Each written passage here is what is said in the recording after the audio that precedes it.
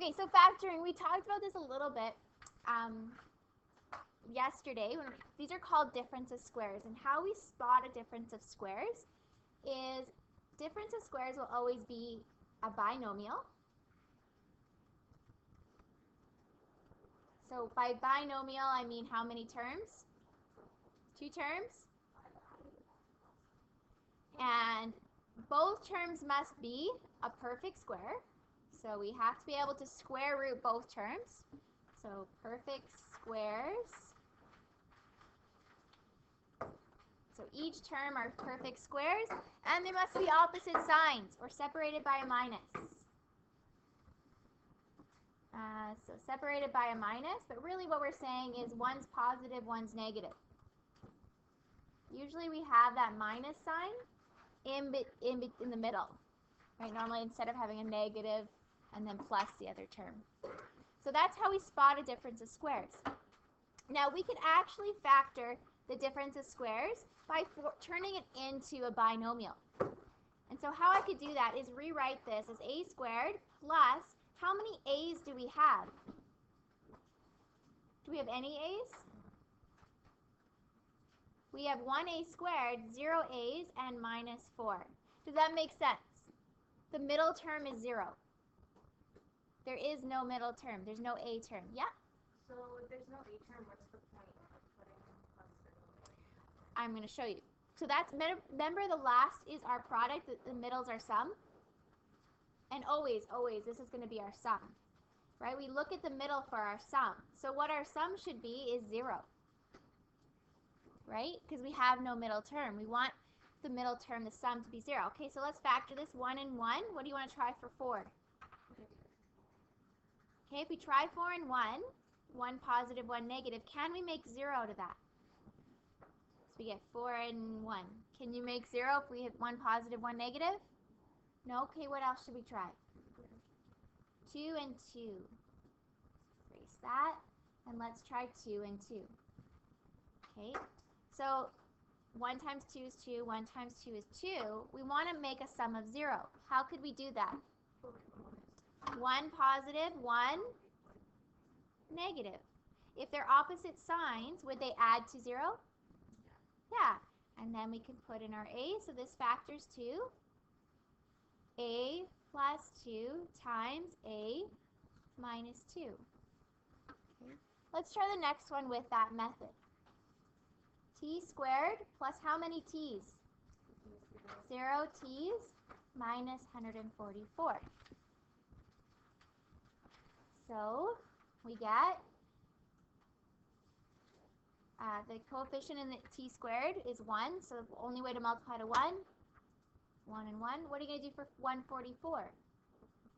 12 and 12, but what about the signs? 1 positive, 1 negative is the only way we can get it. We have to make them the same number, right? And this way they will add to 0. So factored form, it becomes t minus 12 and t plus 12. Okay, so is there a shortcut for difference of squares? Because it always works out that that middle term has to add to the same thing. Well, a squared minus b squared will always factor to a minus b times a plus b. So what does that mean? Well, x squared minus y squared would factor to what? X plus y and x minus y. It's called a difference of squares because these will always, x and y will always be the same, but the signs are opposite. And when we FOIL and expand out, that middle term becomes 0 because they're opposite signs. Same thing, but opposite signs. Combined like terms would be 0. So p squared minus 7 squared, you can also write that as p squared minus 49. So we can go straight to factoring it by square rooting each. So p and p and 7 and 7, so plus 7 and minus 7. Done. Difference of squares, really, once you understand them, are the easiest thing in the world to factor. You just square root each term, so they have to be perfect squares so that we can square root them. All right. Let's try another one. Remember, always do what first. Always check what first. Check for GCF first. Always our first step. So 16 and 49, is there a GCF? No, there's not. Is that a difference of squares? So is 16t squared and 49 both perfect squares? Yeah, it's a binomial, and is it separated by a minus? Yeah, so it is a difference of squares. Okay, so let's factor that. What do we get? Square root of 16 squared? 4t, 4t. Square root of 49? 7 and 7. One sign will be, one's negative, one's positive.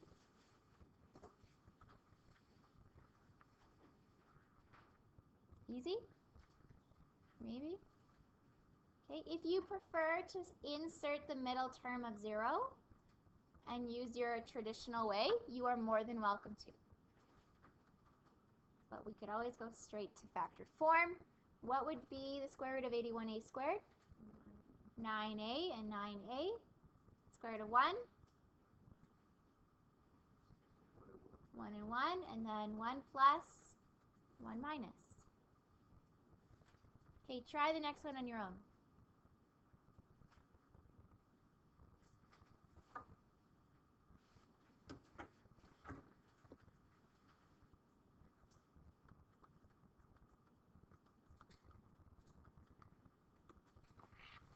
Minus y, 10 plus y.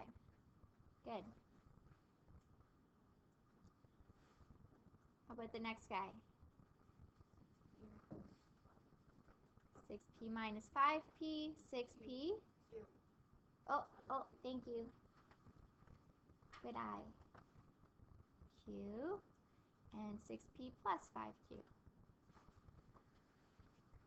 E.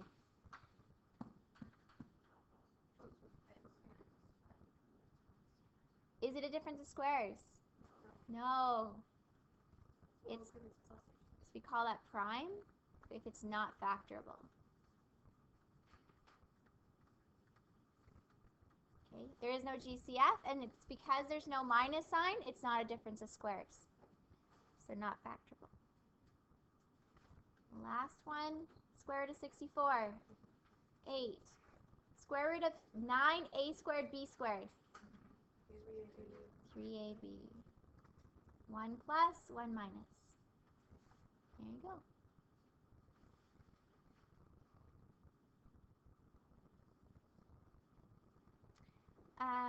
The floor of an international double squash court is rectangular with an area of 25a squared minus b squared feet. Write an expression for the length and width. So if this is the area, and we want length times width, we're essentially wanting to factor. Factor means turn it into multiplication. So what is the factored form of that? 5a minus b and 5a plus b. Yeah, it's a difference of squares. The perimeter of the floor is 140. Determine the length and width of floor if the length is 1 point, oh, we're going to skip this one. No, we should do it. Okay, the length is 1.8 times the width. So the width times 1.8. What's the formula for the perimeter of a rectangle? Do you remember?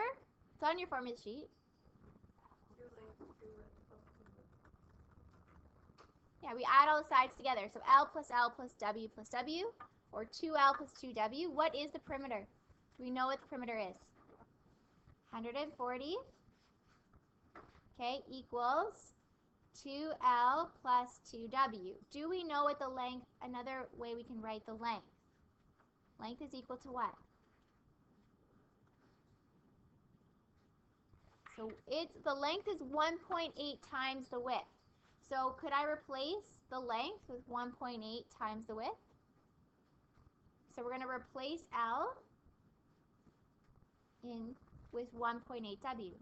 So we get 140 equals 2 times 1.8W plus 2W.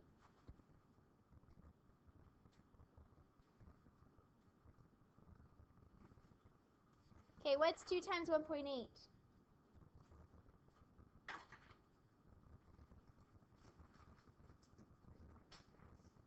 3.6.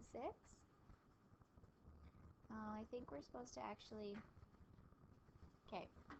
So 140 is equal to 3.6 W's plus 2 W's. Okay, what does that equal?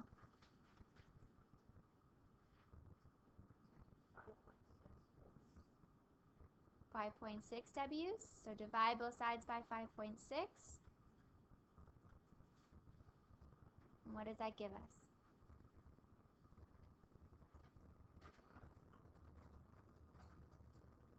What's 140 divided by 5.6? What is it? 25? Okay, so 25 equals W. Determine the length and the width. So we didn't even need the original expression. If they asked for us what the value of A and B is, then we could, here with this, the smaller one is the width, the smaller is the length. But they're not. They're just asking for the length and width. So what would be the length? How would we get the length?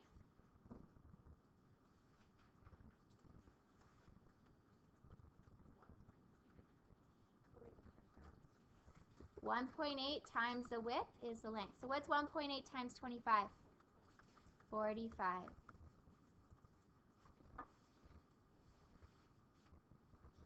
Feet. That's the easiest way to solve that. We'll be doing stuff more like that in the last unit that we do. Lots of stuff like that. Okay. Let's try 4A. Is it a difference of squares? Just by looking at that. No. What do we have to remember first?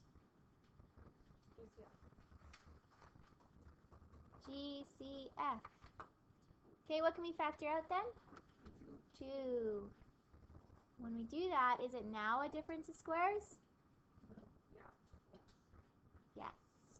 Okay, our exponents have to always be, the variables have to be even for them to be perfect squares. So square root of A squared, 1A, and square root of 25, 5, 1 plus, 1 minus. It doesn't matter if the plus is first or second. Okay, try B on your own. And then maybe we'll move on.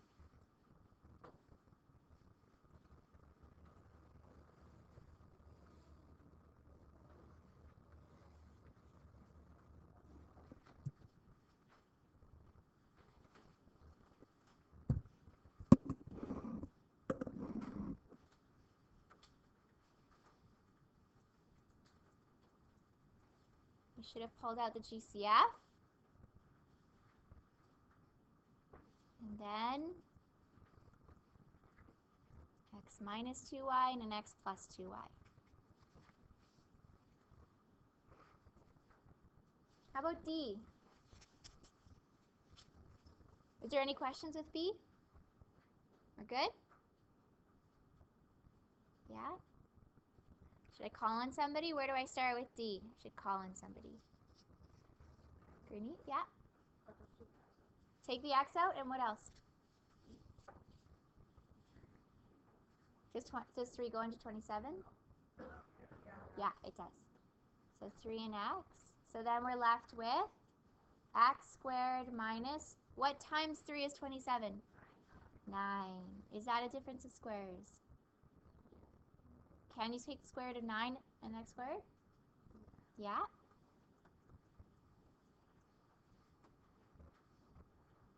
And Amber? Or what goes in the brackets? X plus 3 and x minus 3. Good. Okay, quickly turn over to page 268, number 8.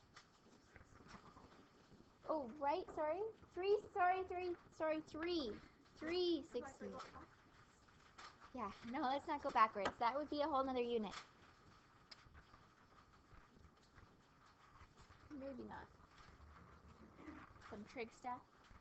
Okay. So, again, difference of squares. Sometimes difference of squares, we can have multiple difference of squares in one expression.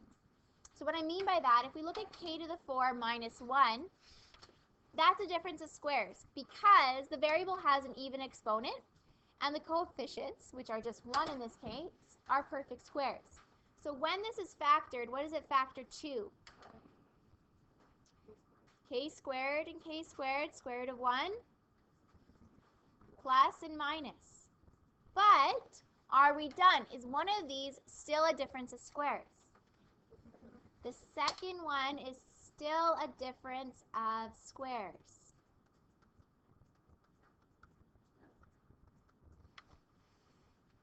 That's supposed to be a square. Okay, so we can factor further. The first one is not because of the plus sign. It has to stay the same. But we can turn k squared minus 1 into,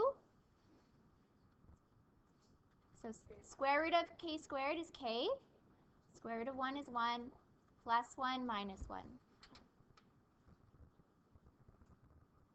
Did you have a question? Oh. Okay. B, where do we start with B? Good. G, C, F. So 5, 80 divided by 5 is 16. Okay, so what does that become? Is it a difference of squares? Yep. Square root of 16. 4, 4, square root of x4, x squared, and one of them is plus, one of them minus. Are we done? No. Who can we break down further? The minus, yeah. This guy can be factored further. 4 minus x squared. What does it turn into? Square root of 4, 2 and 2, square root of x squared, x and x, 1 plus, 1 minus. Beautiful.